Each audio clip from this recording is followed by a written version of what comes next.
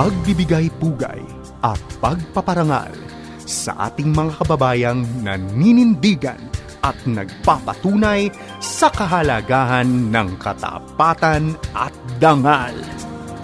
Ehemplo.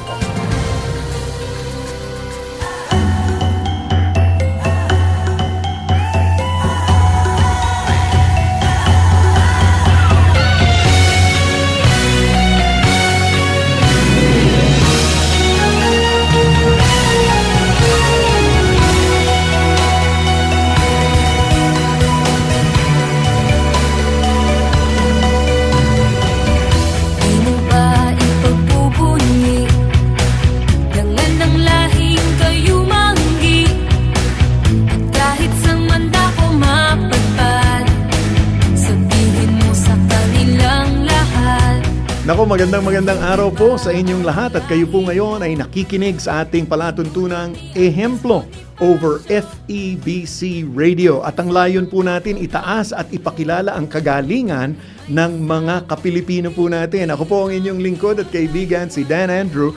At siyempre naman po, bago tayo magpatuloy, abay kailangan pong magbigay pugay sa mga nakikinig po over 702 DZAS. Nako, dito po sa Kamaynilaan.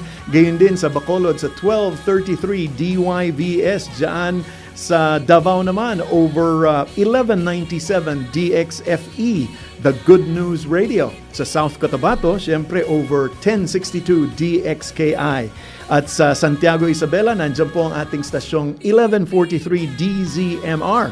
Sa Cagayan de Oro City, ang ating 103.3 The New J FM. Magandang araw po sa inyong lahat. At syempre, hindi natin kakalimutan po mga kaibigan natin sa Quezon, Palawan na nakikinig sa himpilang 106.3 DZRK Radio Kapit Bisig. At kung kayo naman po ay nasa inyong mga devices, syempre, internet po yan. Abay, alam kong naririnig din tayo dyan sa buong daigdig over febc.ph. At gayon din sa 702 DZAS FEBC Radio TV sa Facebook Live. At gayon din, tayo rin po ay napapakinggan sa pamamagitan po ng ating official radio app ng FEBC, ang FEBC PH Stream. Naku, kung wala pa po kayo niya, mag-download na po kayo. No? You can download it sa Google Play Store at gayon din sa Apple App Store naman. Libre po yan. Mag-register lang po kayo and continue listening sa lahat po ng ating mga palatuntunan dito sa FEBC. At siyempre, maaari nyo din po kaming sundan. At siyempre, i-follow, i-like, pindutin nyo na po lahat. Mag-subscribe na rin po kayo sa Instagram, gayon din po sa YouTube channel natin. At hanapin nyo lang po yung 702 DZAS FEBC Radio TV para naman po tayo magkaugnayan. At siyempre, alam nyo naman po, may mga comment section yan. Paramdam naman kayo. Ayan, ha? At dito po sa Ehemplo, alam naman po natin, pinag-uusapan po natin ay kung paano maging isang mabuting ehemplo o halimbawa, lalong-lalo na sa panahon po natin ngayon, sa pamamagitan po ng mga kwento ng buhay ng ating mga Kapilipino, gayon din sa mga organizations nila. Kaya nga po, ang pinag-uusapan natin dito ay buhay pamilya, edukasyon, media, sining, ganun din po ang entertainment, gobyerno at relihiyon. Kaya po, yan po hinahanap, kinakalap po natin yan dito sa FEBC Radio.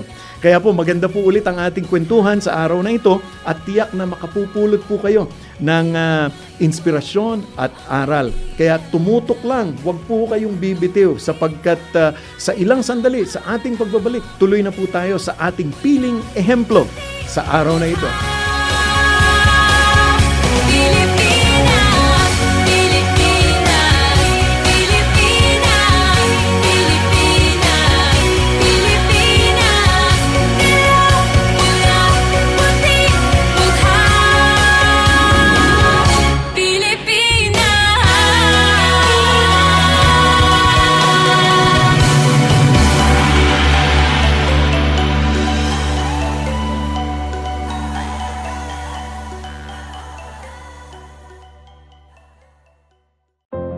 Kapag tinawag ka ng pagmamahal, sumagot ka agad. Panatag, marangal. Naririto ako at handang maglingkod.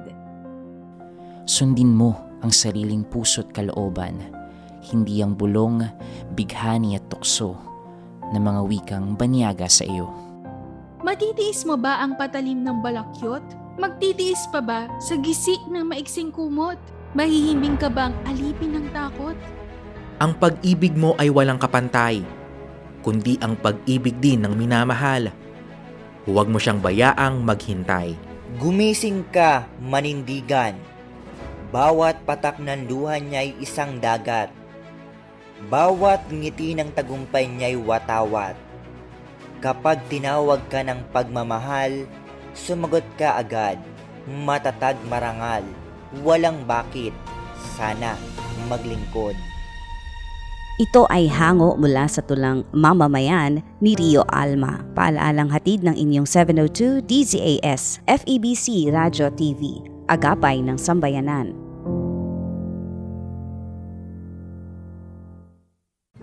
Sa pagbabalik ng ehemplo, ating tunghayan ang salaysay ng tampok na panauhin sa araw na ito.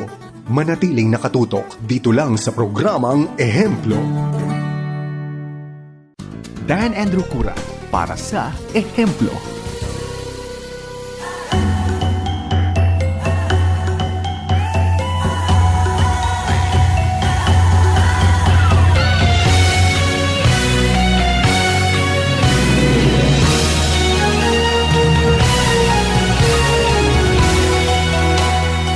Magandang araw po sa mga nakikinig sa Ehemplo.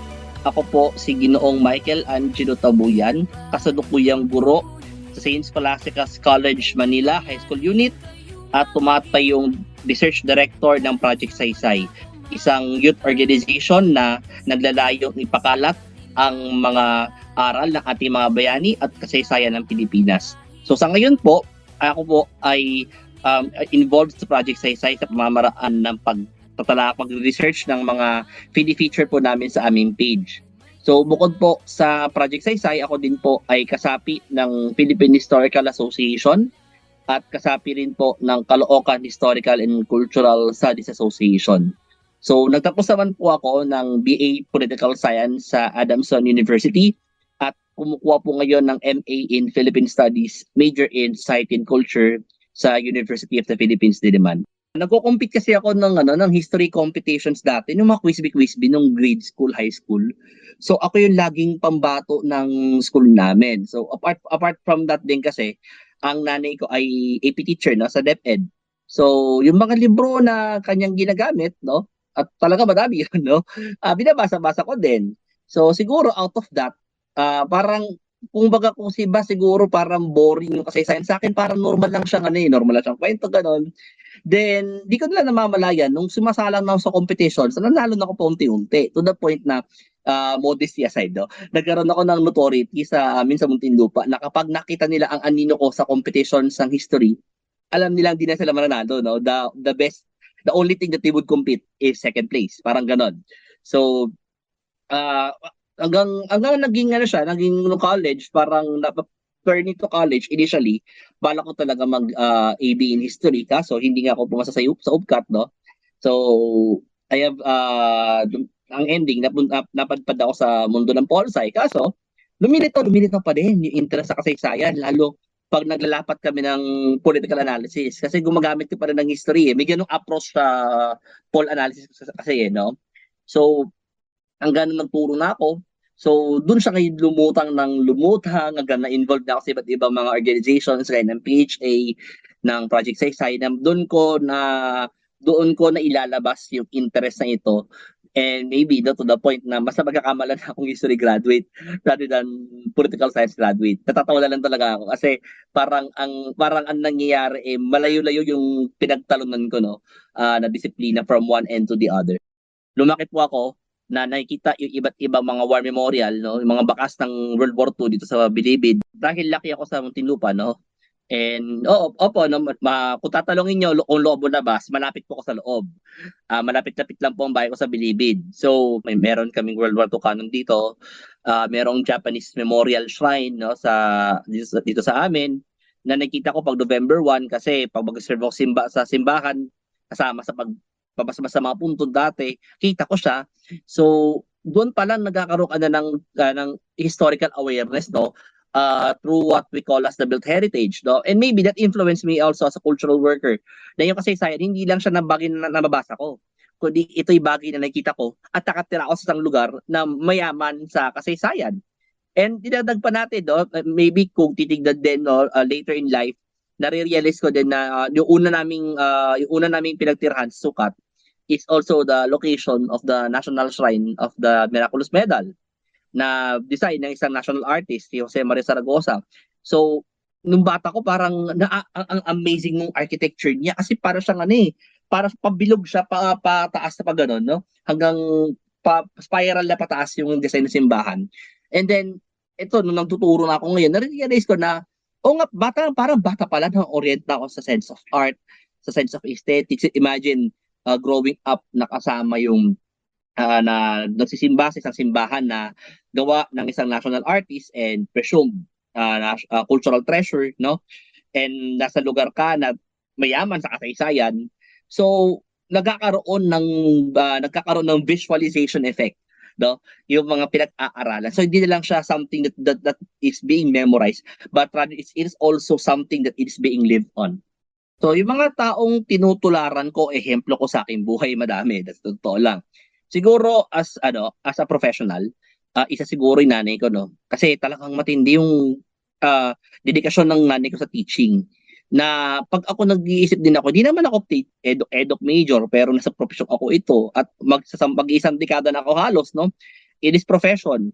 So what makes me motivated to stay? Maybe yung nanay ko, nakita ko gano'n siya kaganyak magturo, magkwento, no, ng kasaysayan, okay, sa mga estudyante niya, both in high school and in college. Maybe that also inspired me to take this profession.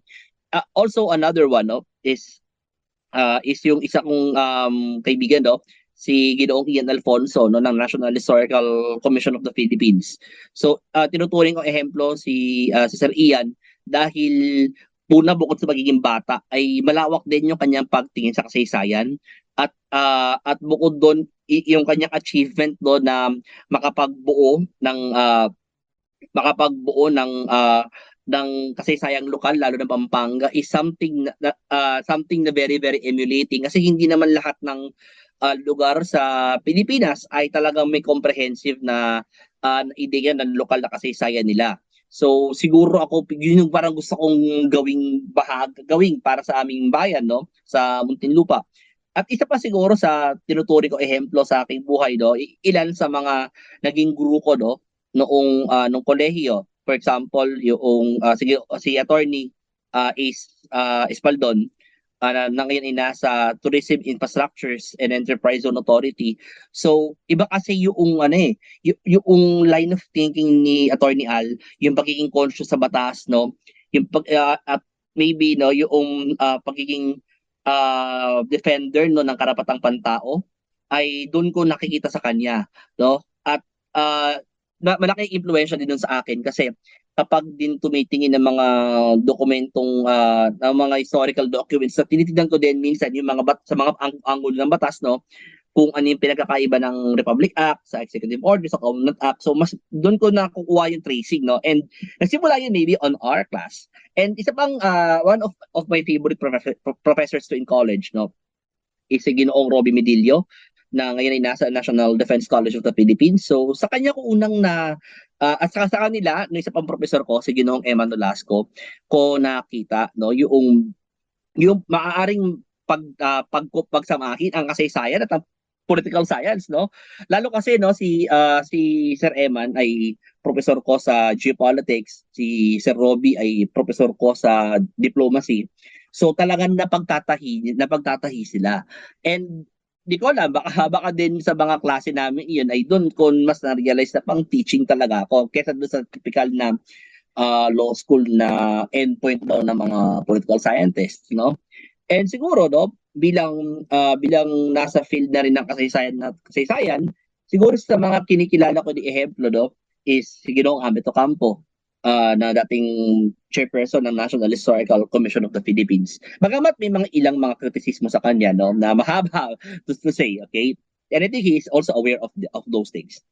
Nevertheless, kahanga-hanga din kasi yung ginagawa ni Professor Ocampo, no, sa pagpapalaganap ng kasaysayan sa paraang nasa iintindihan ng mga tao, no, or ito yung tinatawag na public history.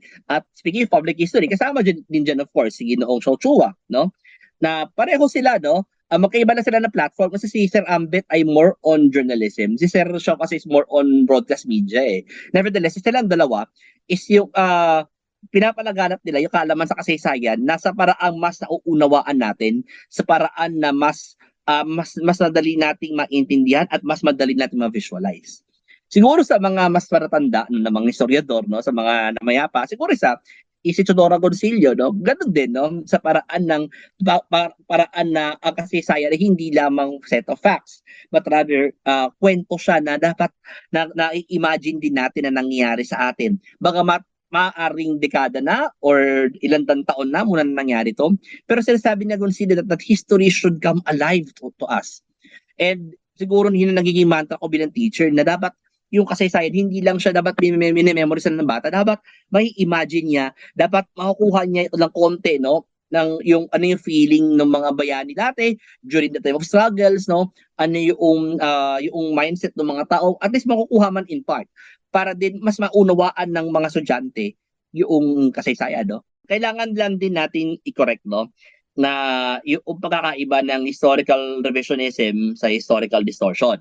So kasi ang kasaysayan naman ay nakabatay din sa mga dokumento, no, sa mga primary sources kung tawagin namin, no, whether written documents man siya, whether pictures man siya, recording man siya, okay? So lahat 'yon ay pinagbabatayan, no, ng kwento na ating pinag-aaralan technically. So therefore, kung may mga madidiscovering bagong dokumento, may madidiscovering mga bagong pictures na magbibigay ng pagtatama sa mga bagay na alam na natin, so normal siya. Kaya therefore, when we speak of is history can be revised, yes. Kasi habang discover ang iba't ibang resources, no, lalo tayo nadadagdagan ng kaalaman na pwede magpabago sa kung ano yung alam natin. For example, okay, is yung alam natin on the Magellan Elcano expedition, which we commemorated last year. So akala natin pagdating ni Magellan ng Cebu, diretso baba na siya ng Molucas, pero nung tinignan ng gobyerno, ng National Quincentennial Committee, yung ruta talaga ni Magellan nung trace sila, no, mula pagpasok nila sa may Samar, sa may Suluan, hanggang paglabas nila sa may Sarangani, umikot-ikot pa para sila Magellan yung expedition dito, no. So marami silang dinaan ng lugar to the point na dumaan din sila sa Palawan. Tapos sumaglit sa Brunei, pabalik ng Palawan, tapos bababa ng Basilan, then on through Sarangani, and then para pababa na ng Indonesia.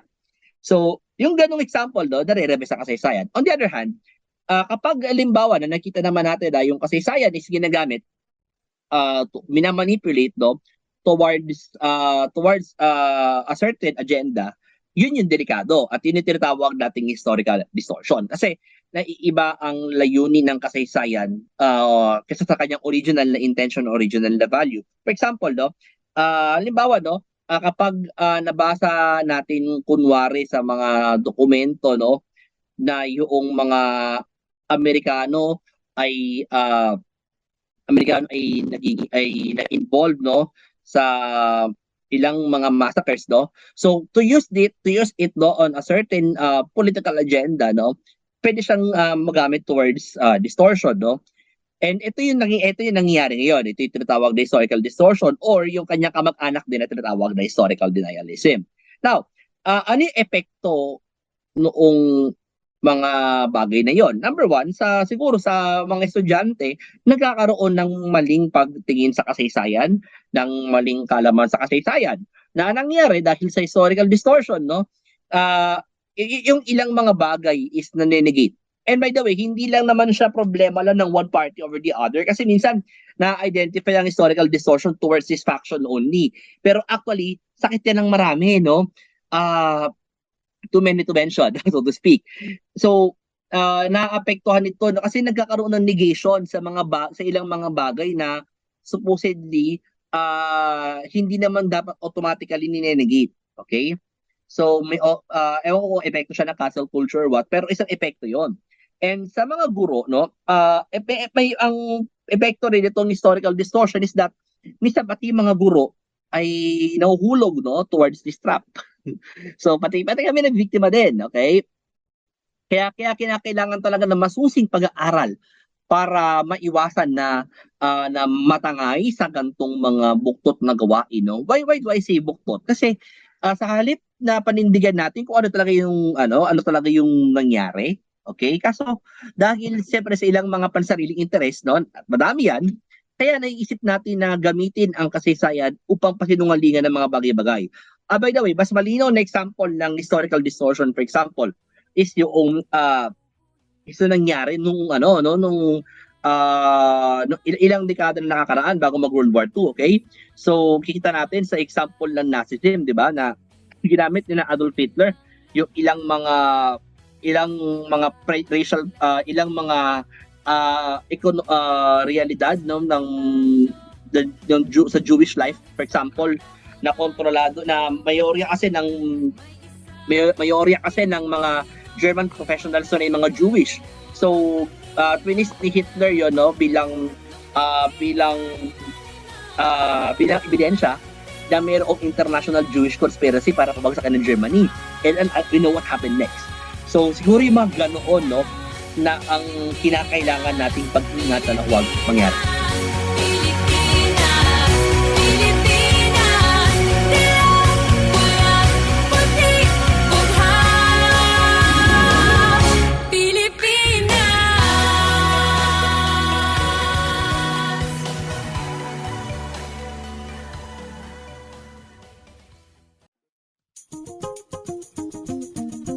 Nagpapatuloy sa ika-74 na taong pagsasahimpapawid ng mabuting balita ni Kristo. Ito ang Far East Broadcasting Company. Sumasa inyo sa 1143 DZMR Santiago City, CARE 104.3 The Way FM Legazpi City, 702 DZAS Mega Manila, 98.7 DZFE Metro Manila, 106.3 DZRK Quezon, Palawan, 1233 DYVS Bacolod City, Up 987 DYFR Cebu City, 97.5 DYFE Tacloban City, 1116 DXAS Zamboanga City, 103.3 The New J Cagayan de Oro City, 106.9 DXGR Radyo Gandingan Cotabato City, 1062 DXKI Coronadal City, 1197 DXFE Davao City, FEBC Philippines. Matatag sa pananalig, matatag sa paglilingkod, matatag sa pasasalamat.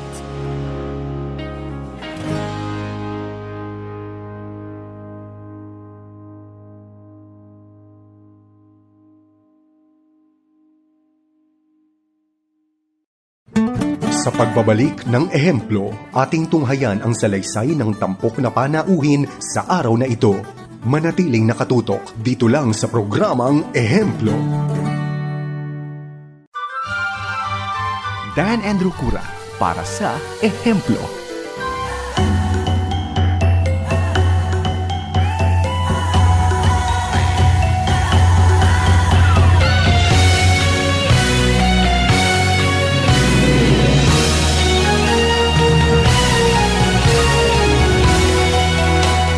Ang project Saysay po ay itinatag noong Mayo 2013 ng ilang mga batang profesional na may interes sa kasaysayan at naglalayong palaganapin ang diwa at aral ng mga bayaning Pilipino, okay? Sa hindi lamang sa pamamagitan ng social media kundi maging sa mga tangible na mga bagay sa classrooms, no? Kasi nagkataon din yung ilan sa mga nagtatag ng project Saysay ay mga guro, okay? Na ang talagang na nakikita nila na parang sa mga classrooms, kapag titignan mo yung mga quotation sa classroom, parang lagi anonymous, kundi man mga foreign leaders, and knowing and mindful sila na mayroong mga magagandang kaisipan na iniwan yung mga bayaning Pilipino. So, naisip nila na mas maganda i-feature natin, no, yung ating mga bayaning Pilipino para mas makilala sila. And dagdag pa dito na marami ding mga outstanding Filipinos, no, na malaki ang ambag sa kasaysayan ng Pilipinas sa hindi naman kilala ng mga tao. So, naging paraan ng Project Saysay para ipakilala sila, no, sa madla at upang kilalanin ang kanilang ambag sa ating lipunan at sa ating kasaysayan. So, nagsimula po kami, no, sa pamamagitan ng pagdidistribute ng mga poster sa iba't ibang bahagi ng Pilipinas. So, ito po ang isang halimbawa ng poster na amin pong pinamimigay, no? So, ito po, ako po kita. Yan. Kita ba yan? Sorry, yung Zoom background kasi. So, ito po, no? Ngayon, ito mga posters pong ito ay pinamimigay po namin na libre sa tulong ng ilang mga benefactors na aming nakakalap, no, sa iba't ibang bahagi ng Pilipinas. At at ito po ay pinapaskill sa classrooms or kung hindi man po sa mga libraries. And then kalaunan nag-branch out ang Project Saysay towards various platforms, no. So apart sa meron po kaming poster, okay, sorry, baliktad. Bukod sa meron kaming poster, ay meron din kaming mga pabbats na pinopost sa social media, no, na mga quotation sa mga bayani, na mga kilala mga Pilipino, okay? And then kalaunan noong 2017 ay naisama sa Project Saysay ang Project Benta. Isa rin siyang Facebook page, no, na ang aim naman ng Project Benta is magpalaganap, no, ng kaalaman sa kasaysayan. Actually, originally part po ko ng Project Benta. Daga doon po ko dati. So, nung nag-merge po kami, yun, napasama na po ako sa Project Saysay. So, si Project Binta naman po ay araw-araw kami nag-feature ng iba't ibang mga kaganapan sa kasaysayan, no? So, ito pong pagpipili namin, pinipili po namin ito batay sa extensive research, okay? At hanggat maaari po, maging naman ang Project Saysay ganito rin, no? Representational kami. Meaning, hindi lamang mga taga Luzon ang na-feature, hindi lamang mga Tagalog kasi yan yung usual critic sa Philippine history, na Luzon-centric, Tagalog-centric ang kasaysayan. Kundi, i-feature din, no, yung ibang mga kaganapan sa kasaysayan at ibang mga outstanding historical figures na nasa labas ng Luzon at nasa labas ng Katagalugan. So kung kaya pag nakita niyo po yung aming page, makikita niyo, no, na it has a lot of topics, no, ranging from Philippine Revolution to World War II to contemporary period to Cold War, and even yung mga taong fini-feature, no, ay ano din, iba't ibang range din. Merong politiko, merong educators, merong mga national scientists, merong national artists. Recently, meron kami noong mga gamaba or gawad ng nilikha ng bayan. Tapos merong mga war heroes, no. Meron din mga sports personalities, no. Meron ding mga media personalities, no. So usually po mga patay na, by the way, So kaya po kung sakasakali magtakay ba't parang walang na-feature na buhay sa Project Binta, ay nakabati din po kami sa norms sa ginagamit ng NSCP na dapat mag-feature lang ng mga taong patay na. So usually ganun po. And makita nyo, no, iba't ibang rehiyon din. So merong kunwari for this day, halimbawa kung taga Ilocos, no, kinabukasan tatalo naman papunta ng Mindanao. Kinabukasan tatawid naman ng Iloilo. Kinabukasan Bicol naman. So literally po ang pinipicture po namin ay mga kaganapan mula Batanes hanggang Jolo. So ilan lang 'yun, no, sa mga aktibidad namin. And then nandoon din na ilang mga activities namin nung pagbibigay ng mga webinars, no, at mga workshops, no, sa kasaysayan, okay, na sa kasamang palad ay hindi nga lang namin nagagawa ngayon dahil COVID, no. Dati ay madalas namin siyang ginagawa. And of course, ito yung kaninang nabanggit ko na pagbibigay ng poster is yung part ng tinatawag naming ilustrasyon. Siya talaga yung parang flagship program namin. At marami na kami naging partners doon. For example, naging katuwang namin dito ang National Commission for the Culture and the Arts, ang DepEd, National Historical Commission of the Philippines, naging katuwang din namin ang Amado Araneta Foundation, at ang DFA. Yung ilan sa mga posters po namin ay makikita sa iba't ibang mga sentro Rizal na nasa iba't ibang embahada ng Pilipinas sa ibang bansa. Itong pandemya na isang malaking challenge namin. Kasi as I've said earlier, ang talagang since 2013 talaga, ang flagship program talaga namin is yung pamimigay ng posters, no? And kasabay nito, no, yung mga benefactors din na nagdo-donate, no, para ng pondo para makapagpagawa kami ng mga posters na ibibigay namin sa mga eskwelahan. So, nung nangyari ang pandemya, so syempre hinto ang flagship program. Though may mga ilan na kumuha no na nagpa-commission ng posters, no. I think dalawa yata, no. Dalawa lang no itong in the entire pandemic era na ginamit nila for their Independence Day exhibits, okay? So, generally, hindi kami nakapag-conduct ng aming flagship program. Hindi kami nakapamigay ng posters, no? Para ang last na pamigay namin is, I think, mga January, February. Sa mga AITA schools yun, no? Sa Pampanga, kung hindi kakamali. Bago mag-COVID. So, challenge talaga yun kasi even yung pondo namin ay kumunti din talaga. So, and dahil din meron kaming commitment, no, sa National Historical Commission of the Philippines bilang bahagi ng Local Historical Communities Network, no, na kung magkakatuwang kami ng NHCP na magpalaganap ng kaalaman sa kasaysayan, no, doon namin napagdesisyonan na buhayin, no, yung Project Benta after almost 2 to 3 years ng inactivity. So, yun na yun today in history.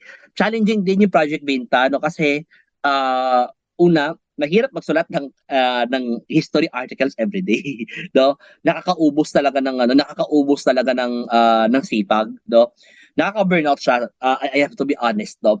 And the materials are also challenging. Talagang kulang na lang baligtarin namin ng buong internet para maghanap ng materials, no? Even yung mga libro ko sa bahay na nagagamit ko, no? And hindi lang even yung materials, even yung mga photos na ginagamit namin is also sometimes challenging to find. So, mahirap talaga, no, nung una. Lalo, parang dalawa, tatlo lang kami ng papalitan sa pagsusulat ng artikulo. Ngayon, maximum, sa ngayon, no, 5 na kami nagsusulat, no, papalit-palit kami ng schedule, no. Kasama ko doon, meron lang kaming, may naka-assign na tao per teacher, no, na siya assign magsulat. So kaya din na lesson yung burden kumbaga sa amin na kaya natuloy-tuloy namin siya for the past 3 years, and on our third run this year ay nag-decide kami na bumalik sa original language ng Project Benta na Tagalog kasi noong binuhay namin siya English yung gamit namin. So nag-decide kami na upon effective April 1 yung date ng aming yung date parang aming start ng aming calendar year. So yun Filipino na kami all throughout, no? So iba naman din ang challenge doon kasi for example sa akin na English talaga ang masanay ako sa magsulat in English. So medyo nangapa talaga ako ng katakot-takot, no, doon sa language translation. So sa ngayon, yun, tuloy-tuloy siya and hopefully na ma-publish siya, no, sooner or later. Individually speaking, diverse kami, no? So ina sa amin ay mga cultural workers talaga, no, na nagtatrabaho sa iba't ibang mga cultural agencies ng gobyerno natin. Yung iba naman ay nasa teaching na gaya ko, no? Yung iba ay nasa field ng media, yung iba ay nasa field ng government service ng government service talaga, no? So doon pa lang makikita mo na yung lawak nung network kung tutuusin.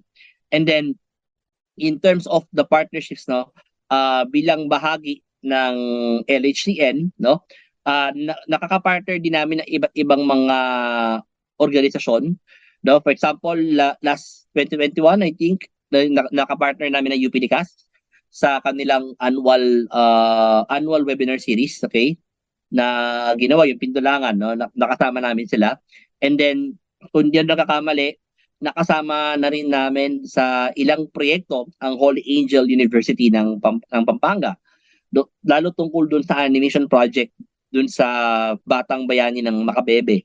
Okay? Yung kumalaban kina Legazpi sa Bangkusay. So, makikita niyo, no, na malawak yung range ng partnerships, no, both public and private sectors, no, ang aming mga nakasama upang i-push, no, ang aming layunin.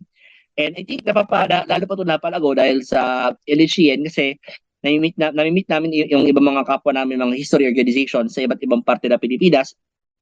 And dahil meron kaming pinipirmahang kabahagi kami noong National Action Plan on Local History Development, ito yung tinatawag namin ngayon na nito lang, kakatapos na nitong early August, no, na Cebu Agenda.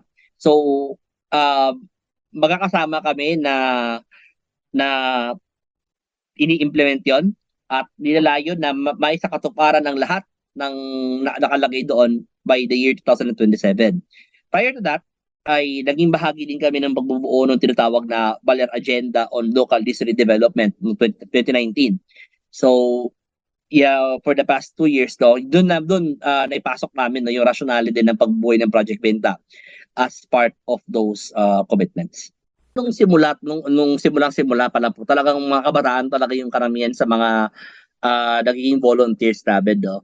So, iba mga young professionals, no, na nasa iba't ibang mga backgrounds. Dati-rati nga po, no, bago kami nag-decide sa mga printed na boards, no.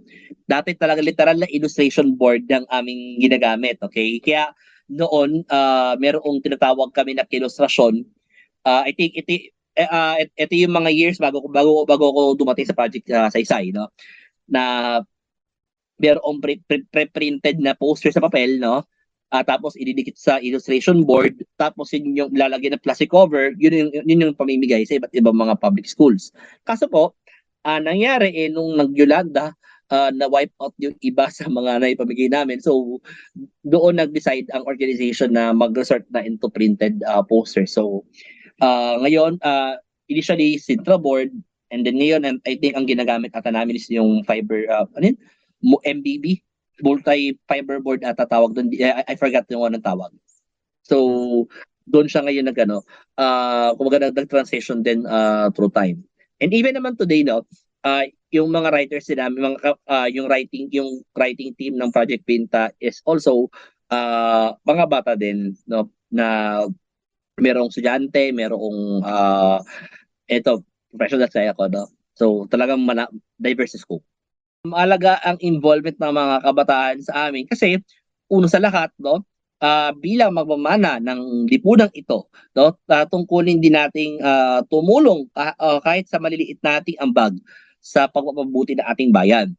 And we think na isa ang gawain namin sa Project Saysay dito kasi tinutulungan namin na magkaroon ng kamulatan ang mga Pilipino sa kanyang nakaraan at makita ang hinaharap, no, in a more I don't know kung tamang term, or optimistic and at the same time more critical fashion. Kasi in-introduce din kasi namin sa Project Saysay yung mga original na mga words sa ating mga bayani. So, nagkakaroon sila ngayon ng nabibigyan namin ngayon ng mga tao ng pagkakataon na mag-reflect sa katayuan ng ating bansa.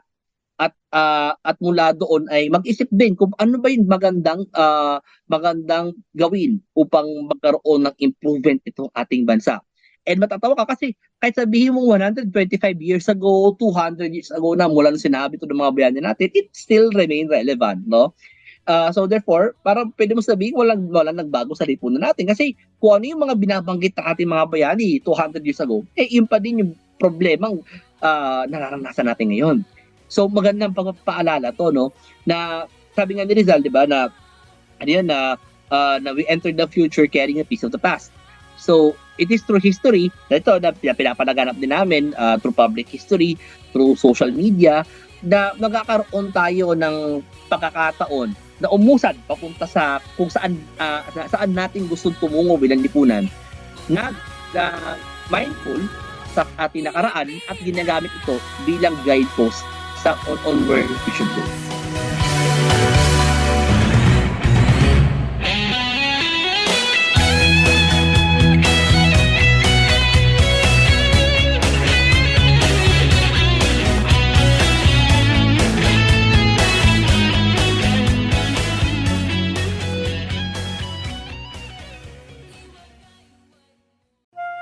Ako si Pastor Melvin Pascual ng Open Door Baptist Church, Karuhatan. Makapangyarihan namin Diyos, sa sandali na ito, lumalapit po Ako sa iyong banal na presensya, ang kasalukuyang hinaharap na pandemic ng COVID-19 ng aming bansa at ng buong mundo, dinadalain ko po, Diyos, na sa iyong kapangyarihan ay tuluyan ng mawala ang COVID-19 na ito at tunay, O Diyos, na magkaroon ng tunay na kaayusan ang aming bansa, ang aming mundo. O Diyos, Ikaw lamang po ang aming inaasahan, Ikaw lamang po ang aming pinagtitiwalaan, dahil sa iyong pangalan ay merong kakayahang mawala itong pandemyang ito sa pangalan ni Jesus. Amen. Sa pagbabalik ng ehemplo, ating tunghayan ang salaysay ng tampok na panauhin sa araw na ito. Manatiling nakatutok dito lang sa programang Ehemplo. Dan Andrew Cura para sa Ehemplo.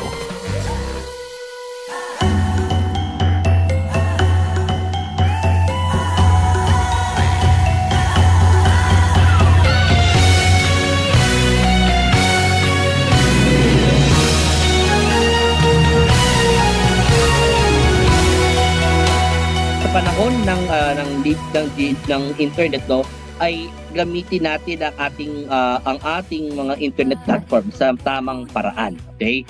Yan naman yung laging constant na mag-i-evolve ang technology throughout history.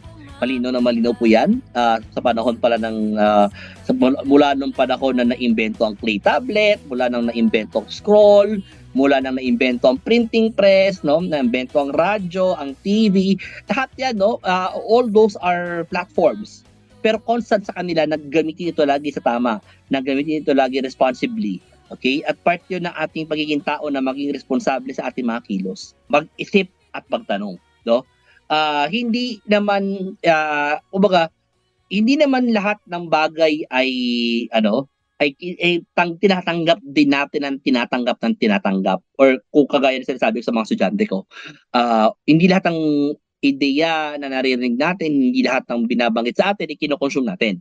But rather, kailangan muna natin pag-isipan kung ito ba ay reasonable, kung ito ba ay totoo, kung ito ba ay mas nakakabuti sa atin bilang mga tao.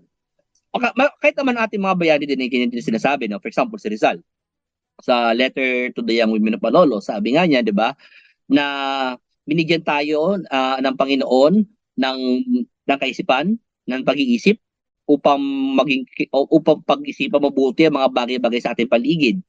Kaya at hindi binigyan ng Panginoon 'yan upang magpaulol tayo, yun ang term niya, magpaulol tayo sa ibang tao, kundi gamitin iyon upang suriin ang mga bagay. So, ganoon din ang sigurong ang sinasabi sa atin sa lahat, no, na maging mapanuri po tayo, no? Hindi dahil nakita sa TikTok, nakita sa Facebook, nakita sa Twitter, nakita sa Instagram ay ating paniniwalaan agad-agad. So, doon papasok po ngayon yung tinatawag nating cross-checking or yung tinatawag na fact-checking na minsan hindi ko alam bakit parang ayaw na ibang mga tao. Pero, importante yung kasi doon mo makikita kung talaga bang totoo itong nababasa mo. Kasi kung dalawa o higit pa ang nagsasabi, so maaaring totoo siya. Okay? So, ganun po siguro na yung pinaka-practical sense, no? Maging maingat, maging critical, at maging mapanuri sa lahat ng oras. Magiging ehemplo tayo, no? Sa ating mga kabataan. Siguro, kung atin ding babalikan ang mga binanggit ng ating mga bayani, kung babalikan natin ang ating kasaysayan at pag-isipang mabuti, no? At magdinilay tayo sa kung ano ba dapat tayo bilang isang bansa. Marami naman na may sulat ang ating mga bayani, no? Si Rizal, for example, no, yung kanyang Epistolario Rizalino ay 4 na libro, no? Makakapal 'yon, no? Hinahangaan na namin ang mga nakakabasa ng buo. Pero hindi naman kailangan basahin mo ng buo lahat 'yon. Bagkus, no? Kahit yung ilang mga passages available sa kanila, no, ay ating mabasa. At balikan din natin yung kanila mga ikinilos sa sila nabubuhay pa. Sapat na yun upang magkaroon tayo ng inspirasyon sa kung paano ang ating pagkilos at ang ating pag-iisip ng dapat nating ginagawa sa ating lipunan. At on that, on making them as exemplars and on living and using them as our examples, doon natin nabibigyan saysay ang ating kasaysayan. So, kasi ang kasaysayan ay hindi lamang pagkakabisa, di ba? Hindi lang siya salaysay, kundi dapat siya ay may saysay. At paano ba natin binibigyan ng saysay ang lahat ng salaysay na ating naririnig na ating naririnig at salaysay na patungkol sa ating bayan? Simple po, no? Gawin natin siyang landmark, gawin natin siyang example.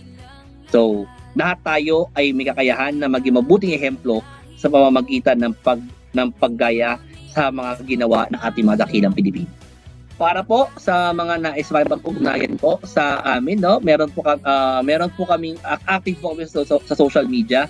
So kami po ay nasa Facebook, meron po kaming page, yung Project Saysay at yung Project Binta. Sa Twitter naman po, no, kami po ay at Project Saysay. Tapos po sa Instagram, kami po ay at project.saysay. So maaari niyo pong bisitahin ang mga social media pages namin at of course, maaari niyo rin pong dalawin ang aming website, no, sa psaysay.org. So maaari niyo po kami makontak through those medium. Muli po, ako po si Ginoong Michael Tabuyan ng Project Saysay at ng St. Scholasticus College Manila at maraming salamat po sa pakikinig po ninyo sa aking kwento ngayong araw na ito. At yan po ang ating piling ehemplo sa araw na ito. Naku, sana po nagustuhan nyo po yung inyong narinig. Nakapulot po kayo ng mga aral at inspirasyon. At alam nyo po, itong mga ehemplo na ito ay nagpapakita lamang na kung kaya nila, kaya mo rin. Siyempre, yun po ang gusto nating mangyari sa araw na ito. And by the way, bago po ako magpaalam, mayroon pa po ba kayong mga kakilalang ehemplo? O baka naman kayo po may ginagawang kakaiba? Siguro po maganda pong ibahagi nyo po sa amin yan. So makipag-ugnayan po kayo sa amin. You can text us dito po sa 0999-223-5675 kung smart po ang inyong gamit. At kung naman nasa Globe naman po kayo, pwede pong 0916-296-6620. At siyempre, kung kayo po mahilig pa rin mag-email, pwede pa rin po sa email dzasinfo@febc.ph. At tulad nga po ng sabi ko sa ating pagsimula kanina, pwede nyo rin pong gamitin ang inyong Facebook account o yung Facebook account ng Ehemplo para po maglagay ng comment at ng contact details. Doon po sa Ehemplo FEBC Radio fan page para po magkaugnayan tayo. At bago po ako magpasalamat sa inyong lahat, unahin ko na muna magpasalamat sa ating mga tumutulong po sa atin, si Arwel Mendoza at Brian De La Cruz, para po mabuo ang ating palatuntunan. Kaya po ngayon naman, maraming salamat po sa inyong lahat, sa inyong patuloy na pagtangkilik. At ako po ang inyong kaibigan, si Dan Andrew, na lagi pong nagpapaalala po sa inyo, saan man, kailanman, at kahit sa maliit na paraan, maging isang mabuting ehemplo ka, kaibigan. Magandang araw po sa inyong lahat.